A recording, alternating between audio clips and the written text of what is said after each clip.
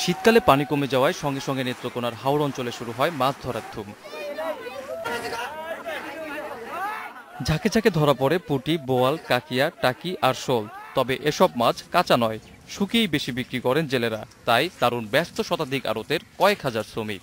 পুরুষদের পাশাপাশি এসব আড়তে কাজ করছেন নারীরাও। 15-20 জন মহিলা স্টাফ আছে, ওই স্টাফরা মাছটা কাটে এবং আমাদের শ্রমিক আছে, শ্রমিকরা এই মাছটা শুকায় এবং শুকানোর পরে এটা বাজারজাত করা হয়। এই মাছগুলো বিক্রি করে বেচে তেল তুল বেচে আমরা সবকিছু নিয়ে খাই, সংসারে এইভাবে আয় উন্নত।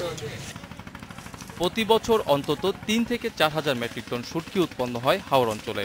মাছ ভেদে প্রতি মণ শুটকি বিক্রি হয় 6 থেকে 22 হাজার টাকায়। তাতে 2 থেকে 4 হাজার টাকা লাভ থাকে জেলেদের। আবার শুকানোর সময় মাছ থেকে তেল সংগ্রহ করেও বিক্রি করছেন অনেকে। তারপরে ময়মনসিংহ, ঢাকা সব জায়গায় এটা সুস্বাদু শুটকি হিসেবে ব্যবহার করা হয়।